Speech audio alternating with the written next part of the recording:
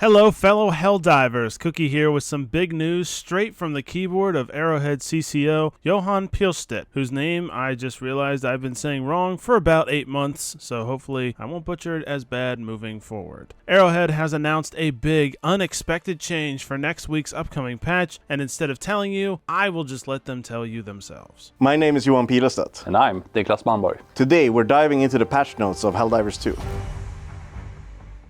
We've done some major adjustment to all the flame weapons. Yeah, we just went back. I thought we couldn't revert it. Life finds a way. There was some stuff to go through, but it was the right thing to do. And the flame weapons has also gotten an armor penetration increase. Yeah. Do you want to flame a charger? Go ahead. This means that I can have flame offs with the Hulks.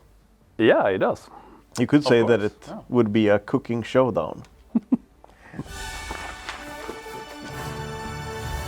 That was a short video Arrowhead posted to Twitter and Discord detailing that flame damage will return to what it was previously before the patch back in August. That means flames will be able to do damage to armor. As stated in the video, they had previously told us that this would not be able to be done, and, well, I guess they worked it out. Or they knew all along that it could be fixed and just decided to lie to us and keep it a secret. Either way, this is great news for the community that you can now bask in fire and flame and watch the world burn around you with the bodies of your enemies melting away in a fiery inferno. That is, however, not all that Pilestedt had to say. He took to Discord today to reveal a little bit more. Before responding to users on there, he made this statement. Hey, I see a lot of people commenting on it taking long to do a numbers change, etc. While it is true in isolation, the update that we are launching now is a much larger, holistic take to realign the gameplay. The reason why so many of you found excitement in some tools such as the Flamethrower, Railgun, Eruptor, etc., we realized is because they could deal with heavily armored enemies much more effectively than they were supposed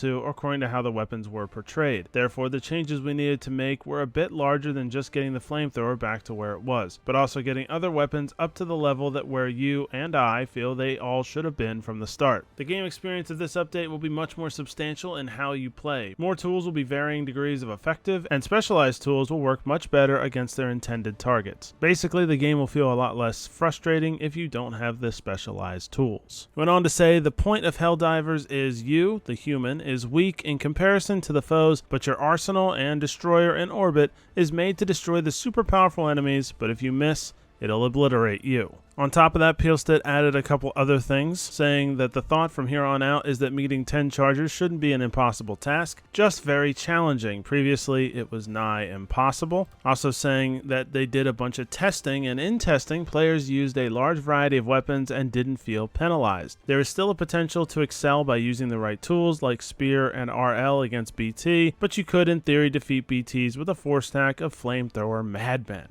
So that definitely sounds like an interesting change. So apparently what that would mean is that you could have 4 Flamethrower guys just shooting straight up at a Bile Titan, and it actually would have a chance of dying, which is pretty crazy. I don't know if you guys realize now, but you can't do anything to a Bile Titan with a Flamethrower. And I don't even think you could do much to a Bile Titan before the Flamethrower nerf with a Flamethrower. So I just love the idea of trying that out. That sounds like a fun thing to test. And he also added about the rockets on bots being limited. He said that all rockets on bot units are limited except for the tank, which we have on the drawing board. So that does mean also the Hulks that shoot rockets. Also the rocket shooting Scout Striders would essentially be limited on rockets as well. Of course, the Rocket Devastator, which we already knew. Marauders would be limited as well. So that's quite a nerf to the bots too. There's been a lot of talk about the charger nerfs, but the bots are going to take a pretty substantial nerf in this as well, especially because armor can now be burnt down, and that's actually a bigger deal for the bots than it is for the bugs. So this person commented basically saying just how difficult it was to go up against chargers and how excited they were to be able to have a chance moving forward. And Pilestedt said, yes, but we have kept the enemy amounts more or less the same. After we see the feedback on this patch, we will look into how to bring it home. So the chargers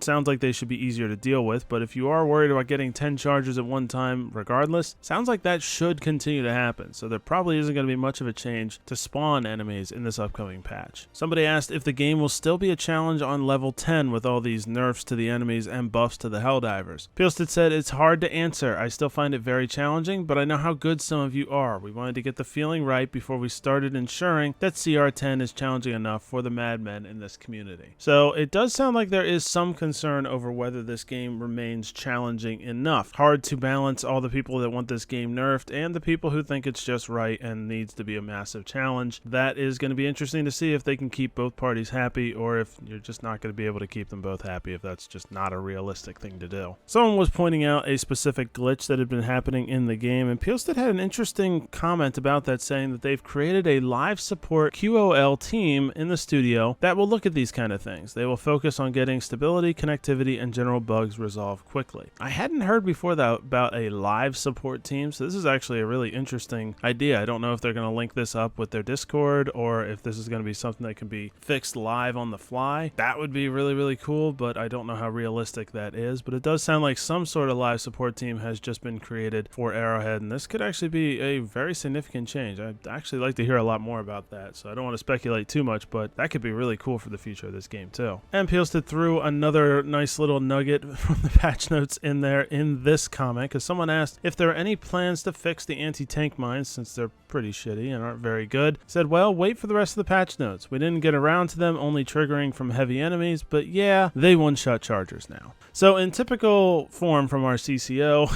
he just kind of sneaks in this big piece of news right there. That anti-tank mine can now one-shot a charger. If that is accurate, that means these anti-tank mines have been extremely buffed, which might finally make them worth that wait, which was months, I think, before we finally got the anti-tank mines, because we refused to get them because mines are so bad in this game. But if they're going to be able to one-shot chargers, wow, that would be incredibly significant moving forward. So that's very, very big news. So not only are we getting a massive buff to all flame weapons, we're going to be getting a massive buff to the anti-tank mines as well. So that's going to change things up quite a bit. The last thing Pilestedt said on Discord was, I won't drop any more teases or spoil anything more. We have many more updates for you, and I hope you keep your eyes peeled over the next couple of days. And for those of you that are currently enjoying Saber's work, which is talking about Space Marine 2, an open mind is like a fortress with its gates unbarred and unguarded. For those of you loyal to democracy, treacherous thoughts are treason. So having a little bit of fun with the whole thing between this game and Space Marine 2, and the fact that both games seem to have similar fans. Pilestedt was not the only one talking on Discord today. Twinbeard said a couple interesting things too. Someone did ask him earlier, before any of this news came out, how he expects people to receive this new recent patch. He said his hope is very positively. His expectation is cautiously optimistic when seeing the patch notes. Hopefully with increasing amount of joy when trying things out, but also likely having opinions on some stuff they're not happy with. Now, someone also responded to that comment saying that they're going to make the game way too easy, that people are whining, that this game is in a good spot now, and it's just going to give power to those people that think the game's too hard and stuff like that. Twinbeard responded saying, who says we're removing the challenge? Also, if this game goes from too much kiting and guns not feeling viable for a lot of players to the game becoming too easy for some but more fun for most, it's way easier to buff difficulty going forward, so long term it should hopefully be a win regardless. So it sounds like their plan has more to do with, let's get everything right on the Helldivers side, and if it's too easy, we can always buff the enemies later on, and that sounds like the way he's talking about it here, that's an easier thing for them to do moving forward. So this is overall, very, very exciting news. There's a lot to look forward to here. I also love the fact that they're going to slowly reveal pieces of the patch for the next 7 days until it comes out, which just tells me there's a lot in this patch. This patch seems like it's going to be worth the wait. I am so excited, and for the first time in a long time, I really have high expectations for where this game's finally going, and that's exciting to see. So I hope you guys are as excited as I am. Hope you plan on staying tuned over this next week as we continue to cover all the little teases they give us about what is to come in this new recent patch. Just one more week before it comes out. So thank you guys so much for watching this video. Please smash that like button if you enjoyed what you heard today, and if you got some good information out of it as well. Subscribe if you haven't done so before. If this is the first time seeing us and you want to see more videos like this, we put it out as often as we get decent news to actually give you guys. So please subscribe if you want to continue to get that information, and hit the bell for notifications as well. And hit the comments section with what you guys think is going to come in this next patch, what you think of what we heard from Pilestedt today about what is coming in this next patch, and how excited you are for it or not excited for it. If you think that this is going to be a problem for the game moving forward, any and all opinion, we'd love to see it in our comment section down below. So I will talk to you guys in the next video. So until then, have a good one.